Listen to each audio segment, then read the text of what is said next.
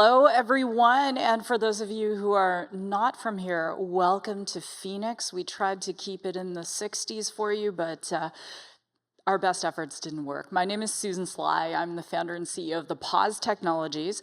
We are focused on using agentic and generative AI to help the millions of women in the United States and billion globally navigate perimenopause and menopause. I'm a second-time AI founder. In my previous company, we did the largest deployment of computer vision at scale here in the United States. And I'm originally from Canada, but I will not say A. So before I introduce my panelists, I want to share some statistics with all of you. 61% of organizations consider AI essential to their strategy, and that comes from IBM and the Global AI Adoption Index.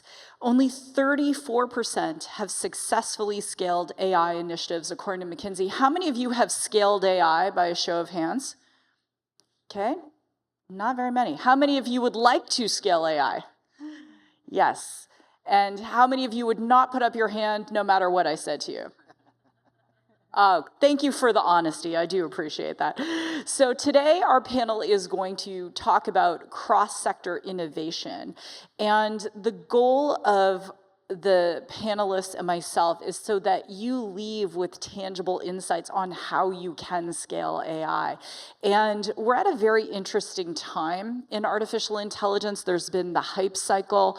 Now we're seeing greater AI adoption, but at enterprise, there are a lot of barriers, whether it's governance, ethics, or different factions within an organization who can't seem to come together to be able to scale the AI. So we're going to talk about all of these things.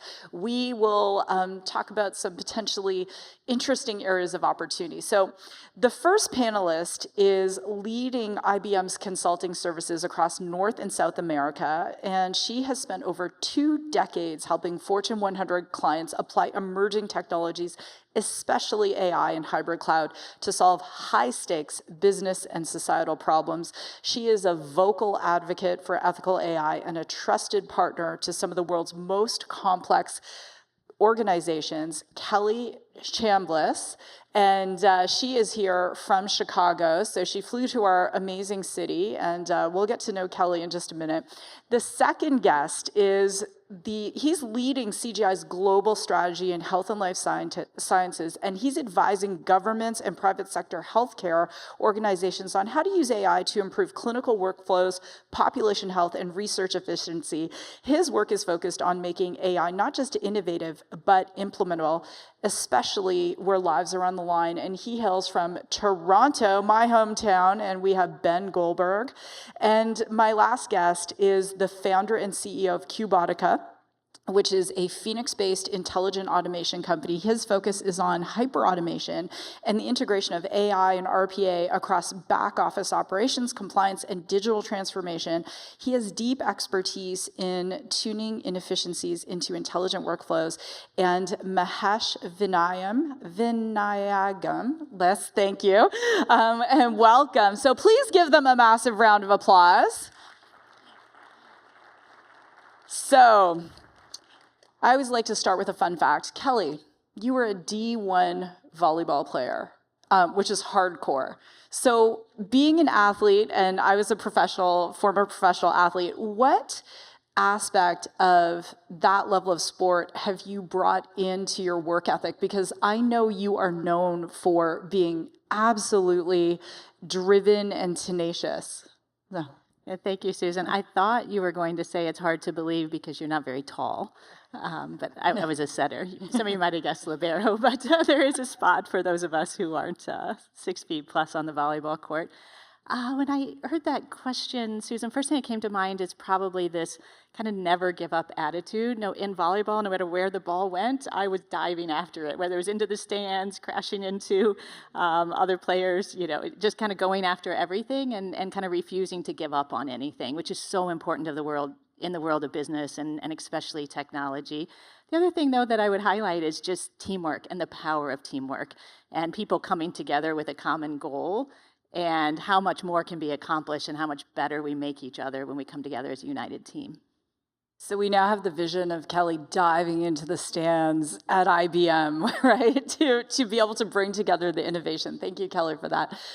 So Ben, we've had some different conversations, both being Canadian, but you are an avid F1 fan. I mean, hardcore, Melbourne, UK, Montreal, so many. So what is the bucket list F1? It's the best bucket list because there's just so many options out there, but Monaco's definitely one of them that's the peak because it is truly the most established and esteemed of the races. So that would be the bucket list one. But there's, again, so many to tackle around the world. I'm looking forward to ticking them off the list. So if anyone has client tickets to Monaco, let Ben know. That's right. So Mahesh, how many of you play pickleball? Anyone?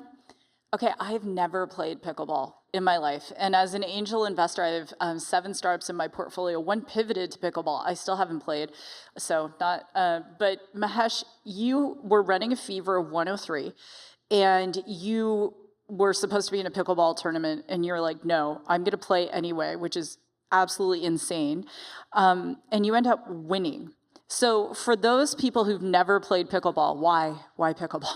Okay, yeah. I wouldn't actually recommend others do it, but I had to, for the sake of my partner, to win that tournament.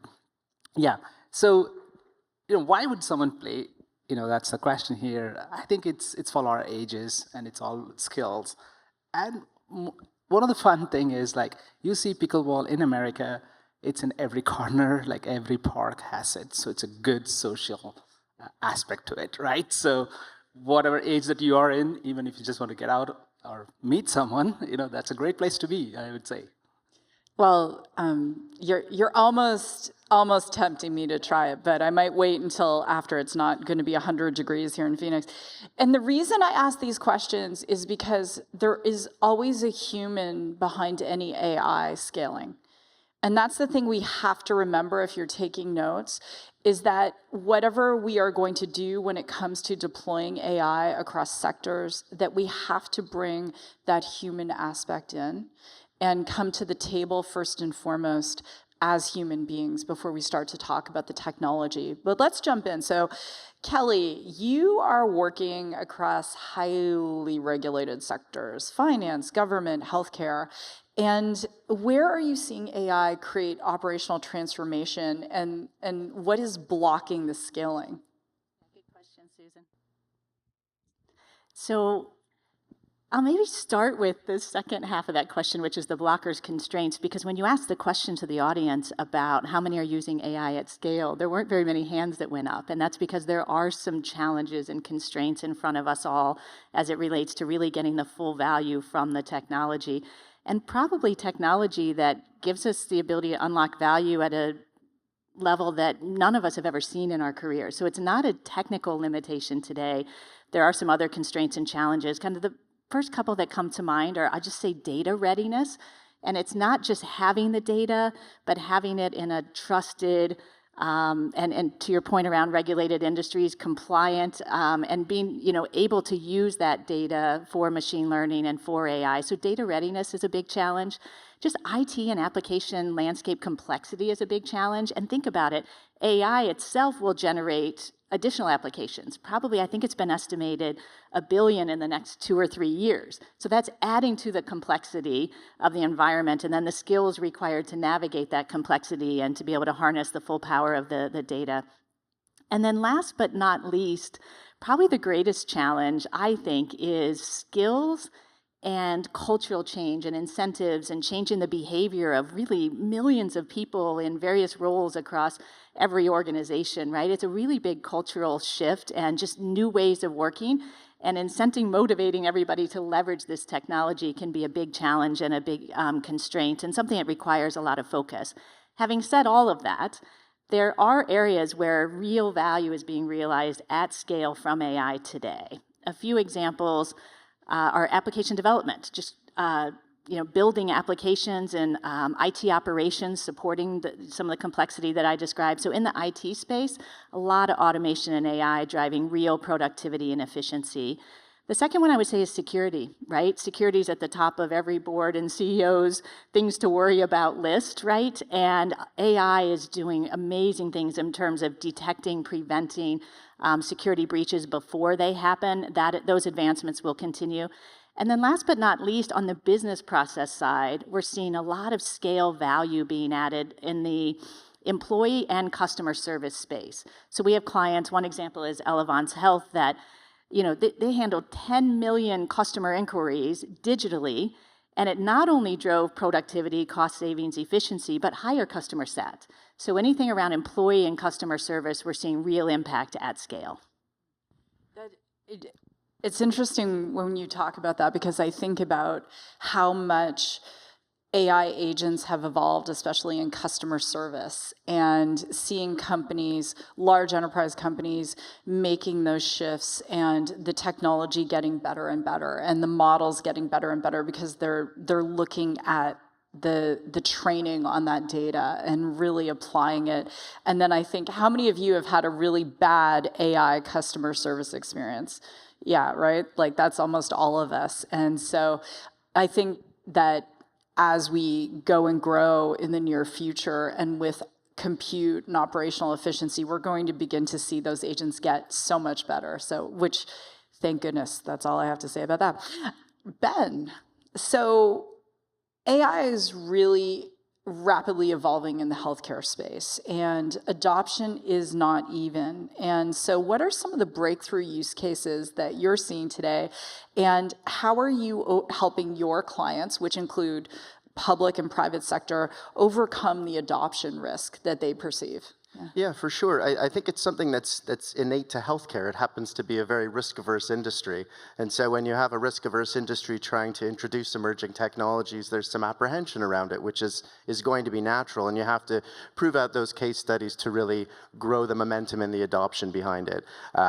Actually, to the point about AI tending to be more baked in with a lot of processes these days too. Often it's something that's underlying a lot of technologies that are being leveraged to date. But there's sort of two streams that we're really finding in terms of AI adoption. Some of the safer, dare I say, implementations are more on those foundational administrative tasks. So helping to modernize the way that you're interacting with your administrative systems and optimizing operations and pieces like that. Huge value in it.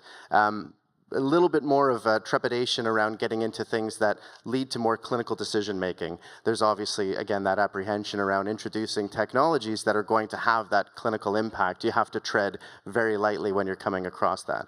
But with that being said, there's phenomenal case studies that we're doing around the world, which I'll just bring up a couple.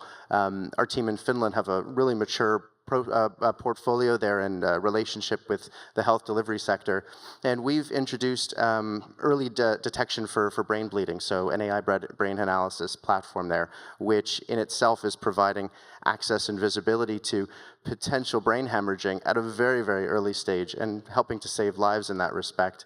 You look at technologies around AI Scribe, which I think has been one of the most impactful instances across healthcare.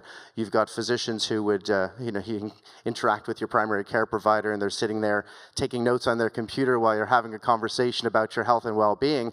You're hoping that they capture everything accurately, and then towards the tail end of the day, there's that extra 3 or 4 hour process that happens where your physician's then going through those notes, summarizing those notes, populating them into the patient summary, and it's really leading to that physician burnout. AI Scribe is a platform that can record that interaction, capture all of the details, funnel it into the patient summary, and your doctor gets to have a true one-on-one conversation the way things are meant to be. So there's some really phenomenal case studies that are out there.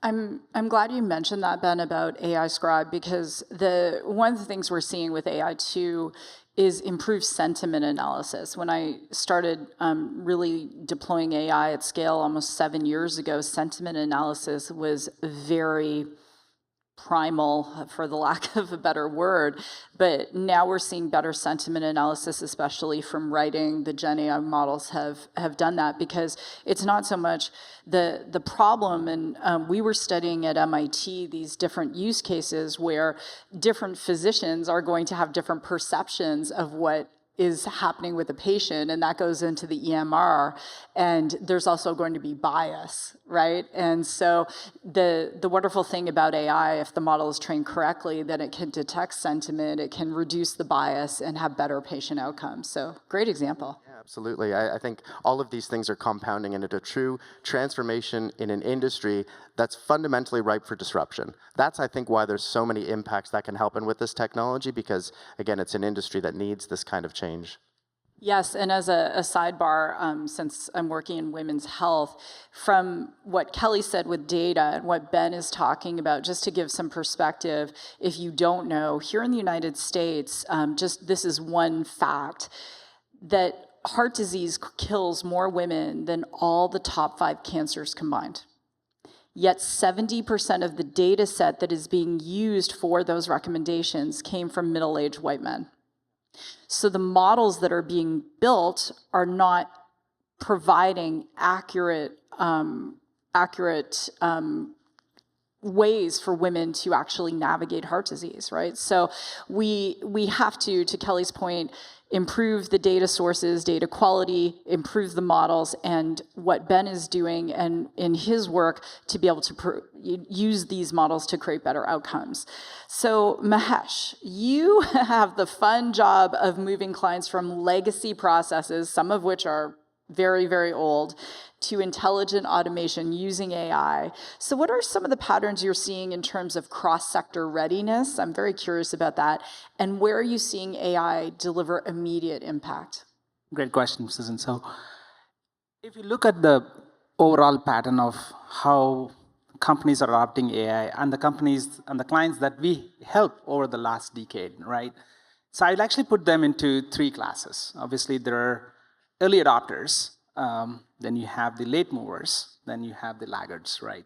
So coming to the early adopters, so they were like at the start of the century, Y2K obviously shifted the whole technology sector to adopt a lot of outsourcing, so they were able to kind of really get the cost arbitrage through that. So the innovation was not pretty much around innovating in terms of the delivery of service or how they build systems, but how they actually move them off.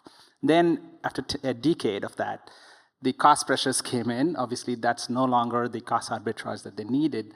Obviously, they needed to find more ways to deliver services, repeatable service of high quality and all that stuff. And then they kind of started to adopt automation. These early movers saw that, okay, automation is a great opportunities. So they kind of really latched onto it and automated many of the menial tasks, if you will, right? So the data entry stuff, a lot of labor-intensive tasks, those automations really went fast. They were like really creating hundreds of processes or bots that were doing those efficiency gains for them. Then come like 2018, 2019, right?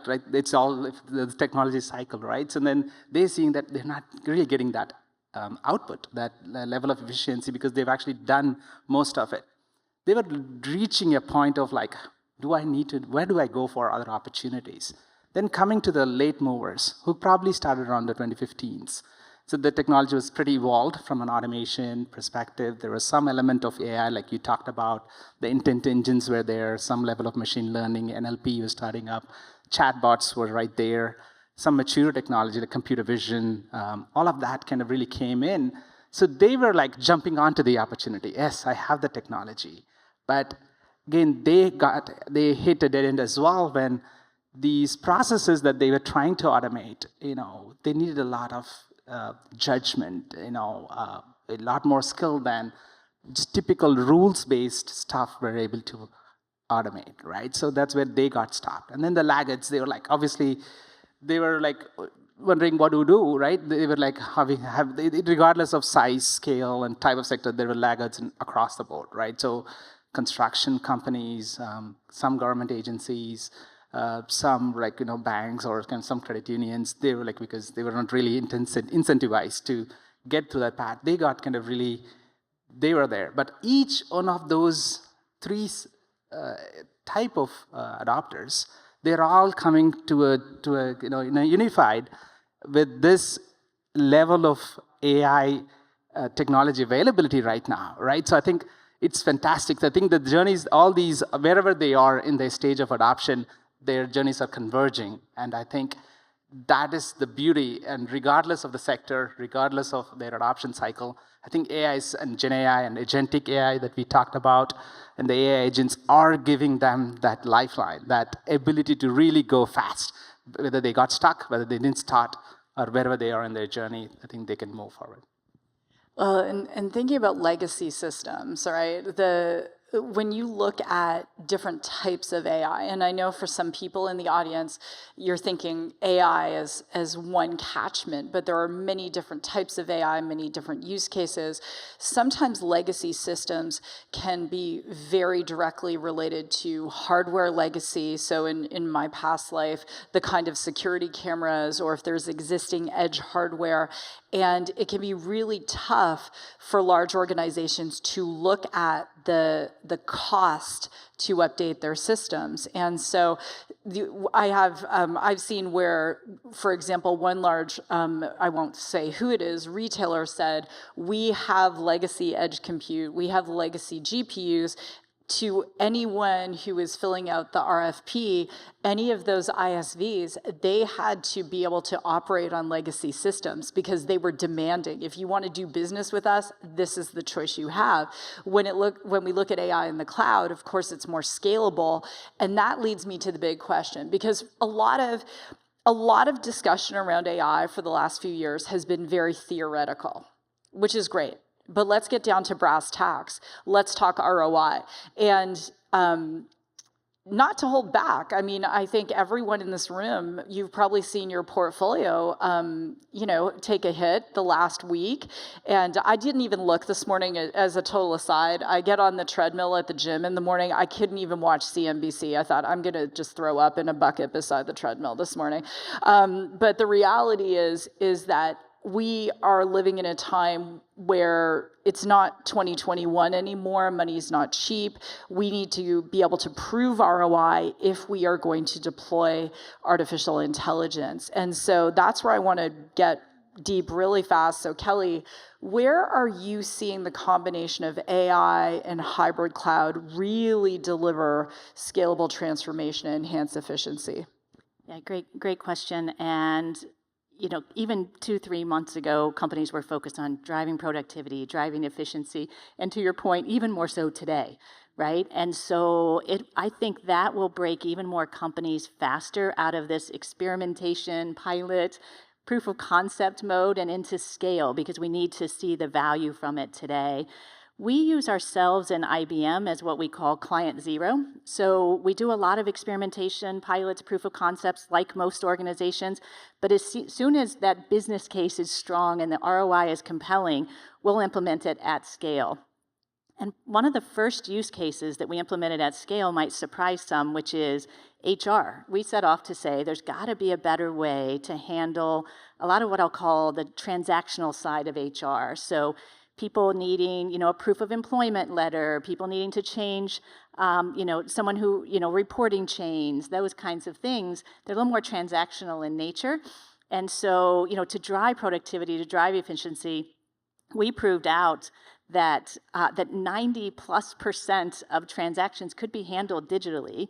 And the beautiful thing about it is, not only did it drive productivity and efficiency, but when you look at employee sat ratings on our HR team and function, they went up because people wanted to be able, it's like this empowerment that was given to them to just be able to go out there and truly have what we've been talking about for years in terms of employee self-service. It was real, and so we created this Ask HR bot and agent and just built on it. And now 94+% of transactions are handled through Ask HR. And then the other beautiful thing that came out of it was it freed up all of our HR professionals to do higher value work, to spend time coaching, developing, guiding people's careers, thinking about the skills that are needed out around the corner and helping people build those in advance, and those types of activities that before they'd been bogged down a bit by some of the more administrative transactional activities.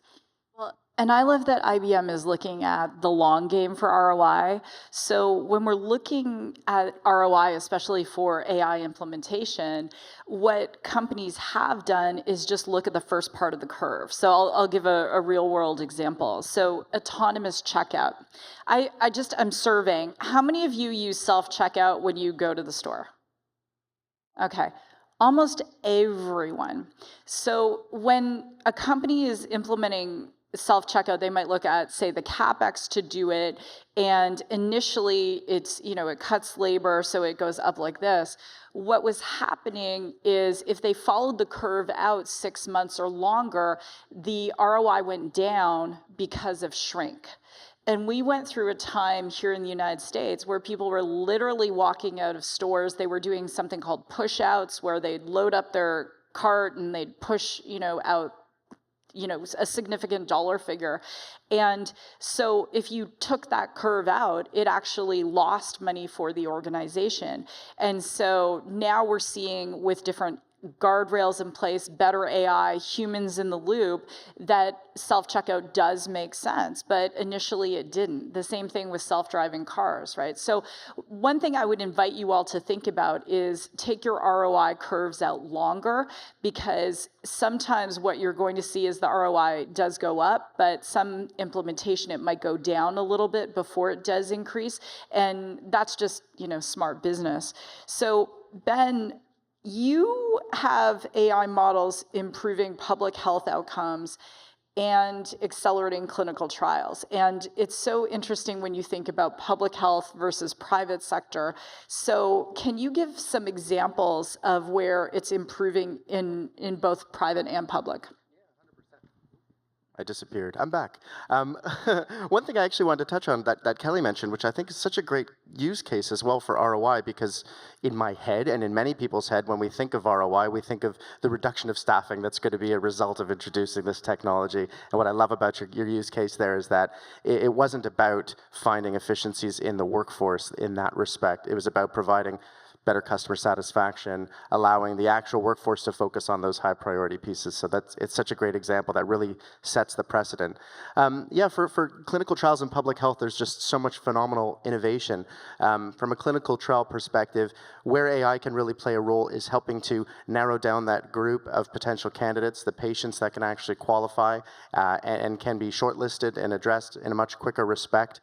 There's a lot of innovation that happens there, but I do want to touch on population health and public health, because I find it fascinating. And some of the work we've done with the NHS, we've done work within the BC Ministry of Health as well, is to introduce a model that taps into all these data sources and provides real-time access to them, real-time dashboarding. You could have a minister who is heading to a session, needs to find out information about ambulatory care or about surgical wait times or about vaccine administration, and rather than her reaching out to her support team to gather this information, which could take days or weeks, this is now something that can happen on the fly. And she's able to dial into the system directly to pull that type of information. That in itself is really transformative. And that's just on the surface. I mean, you get into, with access to that data, with the level or the layer of technology on top, what kind of information can you ascertain from it? How can that help you in pandemic prevention? How can that help you in determining pockets of things at a much, much earlier stage? So it's truly transformative. And my follow-on question, because when I think about especially coming from Ontario, thinking about all of the data that is available, because it isn't gated by, say, different insurance companies or different stakeholders. It's all there. My question for you, I'm just so deeply curious about this, especially with healthcare. Do you feel there's an easier path to creating AI adoption in private or public? What are you seeing right now? I don't think the path is very straightforward. I think there's, Kelly talked about the data, the governance around that I think is huge, the quality thereof. The governance I think is really that next piece. So access to that data, all the different players that are involved in it, interoperability standards, which is a fundamental underlying theme that we've talked about for decades, and it's being addressed in chunks, but we're talking about systems that don't fundamentally talk to each other. And when they don't, how can you leverage that data? So there's a bunch of different pieces. Ontario in particular, 165 public hospitals. You've got a variety of different agencies that help support healthcare delivery. We talk about province to province, let alone within your community, and trying to, follow up on that patient journey and provide the level of care that we're all aspiring to. So it's not an easy feat. It's achievable, and we are pushing in the right direction. And I really think emerging technologies like AI are going to be the catalyst for that change. Which is fantastic, and thank you for those examples. So Mahesh, you are looking at different sectors and really thinking about automation plus AI to reduce cost and improve compliance in real time. So where are you seeing some bright spots in the work you're doing right now? Yeah, I think generally across the board. So when we talk about compliance, right, so in the past, it's all about sampling, right? You wanted to kind of really take a few things and kind of really figure out how you do this. But with the automation, what we were able to do is capture information at a very granular level across the board and with every process, right? So it's kind of, it changed the game. You are able to now, like humans, when they're performing the process, they only recorded a few things. They didn't record everything, right? So with now, from the human execution to autonomous execution, the bots were able to kind of really say what they did and kind of log everything. So now we have the data. Now that the data is here, the AI gives us much more ability to kind of really go through that data. Now think about it, how it's actually evolved, right? And with the add on top, in some sectors, the edge computing the resources, the cost of those kind of really coming down. You can actually put sensors, a lot of things like data collection, like cameras everywhere. This enormous opportunity now being presented to collect that data in various forms, whether it is for pictures, videos, voice and text and emails and documents. All of it is actually presenting great opportunity for the models to kind of go into deeper level of testing or looking into checking information. I think for compliance leaders, this is the greatest opportunity that has been presented to them. They can actually look at it every level possible, and things that were not seen by human eyes, right? Now they are now visible. So I'm very excited about it, right? So it is again industry agnostic, size agnostic. And with what DeepSeek really showed us, right, with the shock as well, that it can be implemented at a very low cost as well, right? The barrier of like, hey, I have to be a very large organization to buy something from IBM, for example. They can just set up a subscription for $25 online to start using some of those technologies, right? So I think I'm very excited about it. And I love that you mentioned multimodal data input. So when we're thinking about, for those of you who haven't implemented AI yet, the different types of data sources can provide such incredible insight. And going back to, as an example, women's health, so to a full picture of a woman, to be able to use, say, her mammogram and her blood work and her sentiment data from self-reporting, journaling. I mean, there's no end of ways we can paint better pictures, right? As opposed to trying to take the cookie cutter approach. And that's where AI comes in to be precise. Now, there's a lot of learning that can happen between sectors. And what works for one sector could be a catalyst for growth and real scale in another sector. And sometimes it doesn't work. But Kelly, I want to ask you, what can healthcare learn from AI adoption in financial services and vice versa? Now, this is a fun one because there will be increasing sharing of models, learning patterns across industries over time as AI adoption scales. It's interesting, and you heard me cite a few examples earlier, but most of the scale adoption of AI have been cross-industry use cases to date. So I use an example of HR, there's security, there's IT operations, customer service, like there's procurement, finance, I could go on, but a lot of them are cross-industry functions and processes.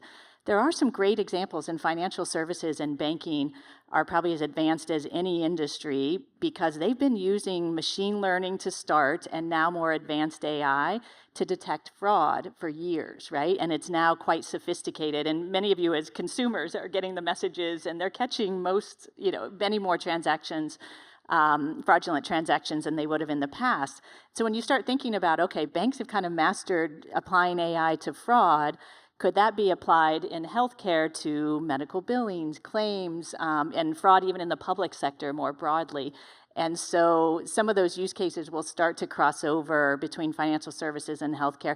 You could go the other direction as well when you start thinking about art of the possible, where, and Ben, you've talked about, and your team does work around predictive diagnostics and helping diagnose patients and all of that. If you think about it, that's the health of a person. Could some of those use cases and models and patterns be used to look at the health of an investment portfolio, right? And one of the beautiful things that's advancing now in AI is, and you talked about ROI earlier, it does cost a lot, and that's why it's been hard to break out of experimentation mode, except in some of these cross-industry processes.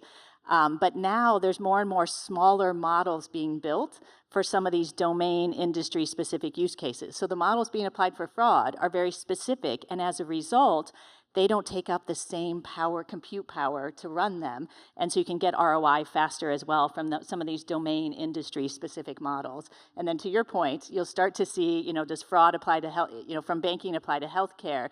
Does healthcare diagnostics apply to investment portfolios? And, you can really start to think about the possibilities and the power of the technology. And Kelly, I love that you mentioned that. Many years ago, I was looking at some research on the correlation between physical health and financial health. And this was very much correlative, but very evidence-based research that came out of one university. And that the financial health of the individual, they were looking at that compared with obesity as an example. And I think we're going to learn a lot. And there's always, as we begin to go through cross sectors and as it relates to our end users, the data always tells a story. And our goal is to use AI for good and to be able to help humans live better, longer, healthier, happier lives, right? So I love that you gave those examples. Go ahead, Ben.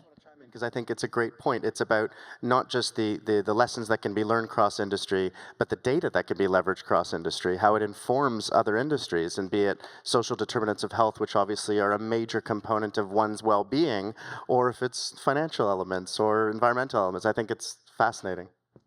And that I'm curious about this to piggyback on my last question to you, Ben, because having it, for me, in my perspective, living in the US, but being Canadian, I've experienced both healthcare systems. Are you seeing either system learning from each other? And if so, what has been adopted on both sides? Learning from each other for sure.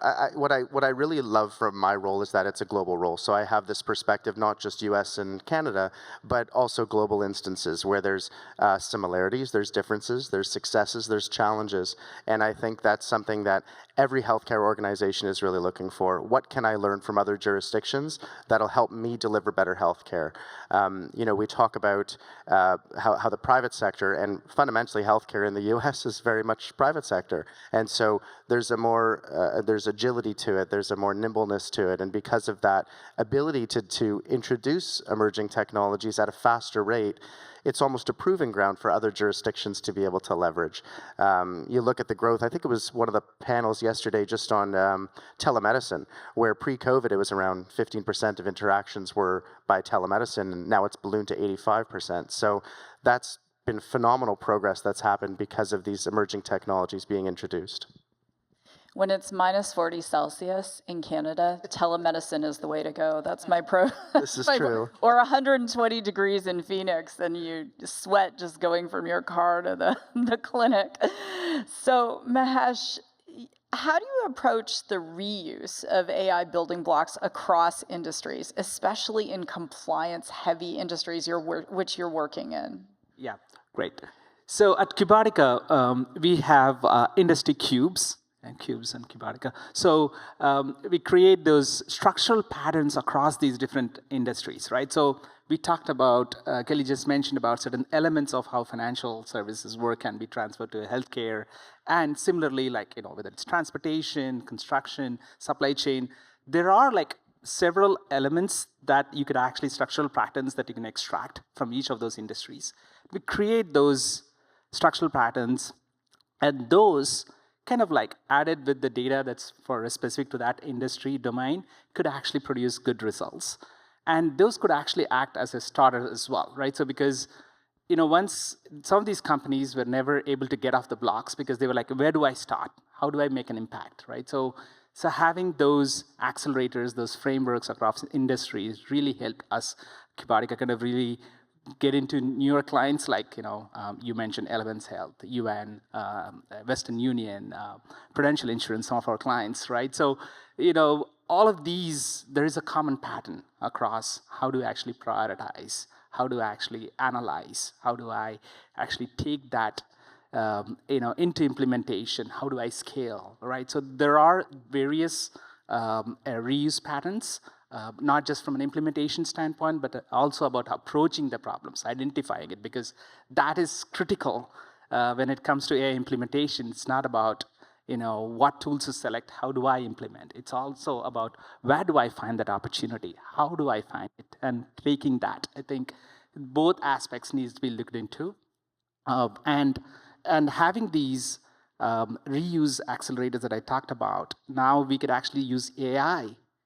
to find opportunities for AI. So that's the beauty, right? So now you could actually have AI agents deployed at the point of delivery, whether it's a service delivery over a phone or over in the internet, or it's happening in a site like maybe a food manufacturing industry. Like you could actually install cameras to can actually now find, okay, when the meat is being cut, how is the the layers look like? Is it the whiteness versus the redness of the meat actually gives the indication of the cut, right? Think about it, right? So there are various ways in which AI could be implemented across, and we need to now find out those structural patterns and then put them into an automation operating model, that's what we call it, and kind of really take that across these industries as cubes that we talked about.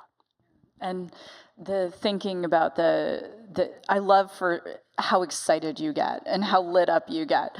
And it's inspiring, right? Because we want people deploying AI and helping organizations who are excited about it, because the guardrails are there and they're real. And so in my previous company, scaling AI, we had to look at data privacy, not just in a country, but in a state, in a county, in a city, and using different types of models. So whether it was in computer vision, looking at the individual, or license plate reading, all sorts of things. There are barriers when it comes to data, when it comes to industry, when it comes to regulation. So it doesn't make it easy.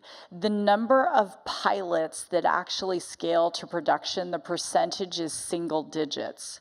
So when you're thinking about piloting AI technologies that you are hoping to scale, there's a very good chance you're going to meet with various ISVs before you choose one, and you're going to start to roll that pilot out in very small baby steps, which leads me to my last question.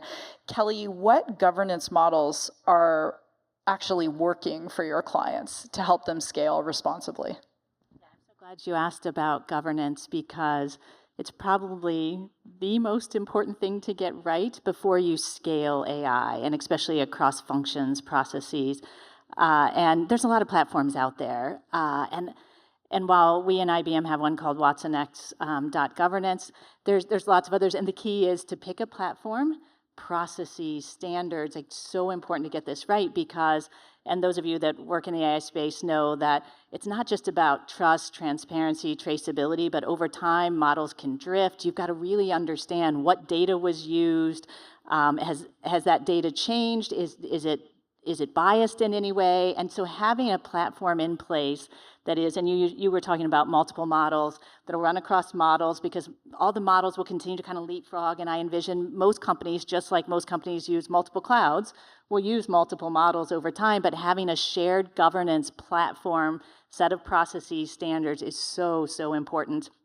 We use our own technology internally, but we just encourage all of our clients, customers to get that right first, because otherwise, especially as we make this shift from generative AI, which is all about creation of content essentially, to agentic AI, which is enabling AI to make decisions, it makes that paramount, like really, really important to have governance in place that you feel confident, trusted, and of course, security is a key aspect of that. So it's just really taking the time to take a step back and say, okay, how are we going to govern this and be confident in the decisions that we're enabling AI to make on our behalf?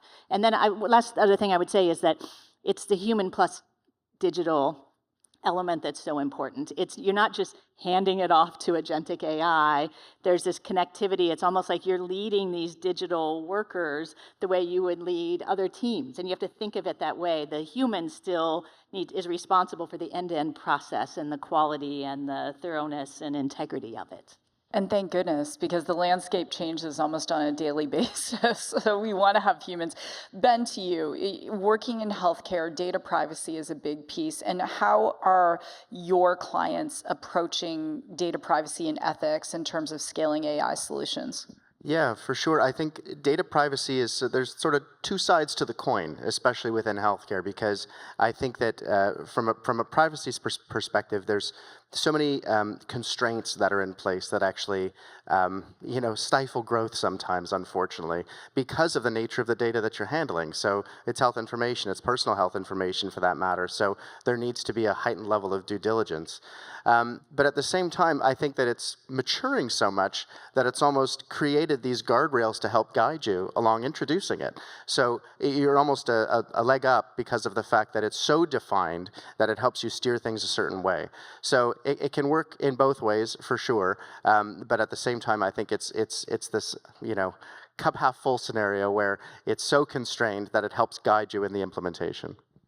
The cup half full. I love that. And we want those guardrails in place, and especially in healthcare. Mahesh, final question to you. What advice would you give with anyone in this audience who is thinking about implementing and scaling AI in terms of guardrails that they should be putting into place? Yeah, I think in terms of how do I actually approach the problem, I would say rent the Ferrari, right? Don't try to build it. Okay, if you can, it's going to take you decades for you to build it, right? So, there are things out there we could actually leverage, trial them out, and these are inexpensive trials. There are companies like qBotica that offers obviously managed services that actually helps you do it in smaller chunks, and they come in, operate it, build it, for you, and then you could probably, if you want to do it yourself, we could do it later on. So I think that's important, right? I think we should not try. I think I've seen companies trying to kind of really take time and kind of really, hire very expensive resources, and then they try to get on that journey. But that is a 1960s, 70s, or 80s. It's not right now. I think it's a subscription economy, right? A gig economy. I think you could actually start small and quick and really go there. I think that's how I'd say from a how do you actually get started. From a compliance and guardrails perspective, of course, right? It's important because now you are just taking the Ferrari example, right? So you're now actually sitting in a Ferrari and then driving through that with no brakes and no mirrors. If you are not, be careful, you're going to hit a lot of things on the way, right? So you have to be, measured in terms of, okay, where do I actually put the brakes in? Where do I, help? And I think that's where the experts and AI itself could actually, give you those opportunities, saying that, okay, these are things that, because it actually, the explainability is much better. Like you talked about traceability, explainability is important.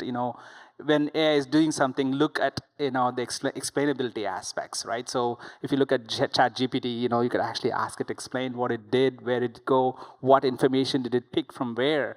That's important. So that will actually help you understand, how is it forming those opinions or coming to the conclusions and the outcomes, and that's kind of, we can help, steer AI towards what we want to achieve rather than like letting it off rails.